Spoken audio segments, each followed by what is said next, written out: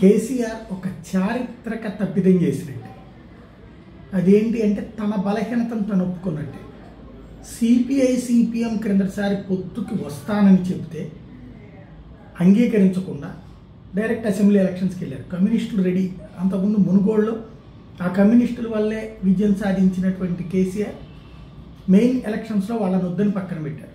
దాంతో వాళ్ళల్లో సిపిఐని వెంట పెట్టుకుంది కాంగ్రెస్ పార్టీ, సిపిఎంను దూరం పెట్టింది. సిపిఎం విడిగా పోటీ చేసి దెబ్బతింది, సిపిఐ పోటీ చేసి సాధించుకుంది.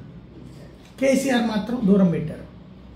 ఇప్పుడు అదే కేసీఆర్ బహుజన సమాజ్ పార్టీతో పొత్తుకి సిద్ధపడటం, ప్రవీణ్ కుమార్తో చర్చలు, మాయావతితో కూడా మాట్లాడతానని చెప్పడం.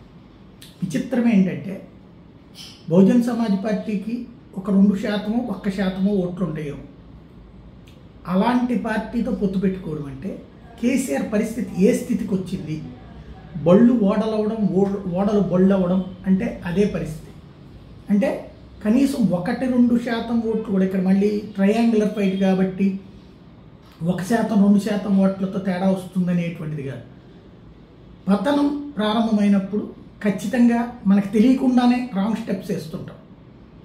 ఇప్పుడు ఓడిపోతారు అనే ఫీలింగ్ ఎలా కనిపిస్తుందంటే ఇట్లాంటిది. బీఎస్పీతో పొత్తా అంటే ఇంకేంటి?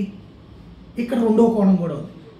వాస్తవంగా ప్రవీణ్ కుమార్ కేసీఆర్ దోతే ఓ రకంగా. ఆయన ప్రభుత్వ వ్యతిరేక ఓటు చేర్చడం కోసం క్రిందసారి విడిగా పోటీ చేశారు. కేసీఆర్ని తిట్టినట్టు కూడా నటించారు. ఇప్పుడు కలిసి పోవాలని అడిగారు, తీసేసుకుంటున్నారు. తద్వారా ఎంత బలహీనంగా ఉన్నారో తనకి తాను ఒప్పుకున్నట్టే. ఇది అతి పెద్దదైనటువంటి డ్రాబ్యాక్, ఒక చారిత్రక తప్పిదం అవుతుందేమో.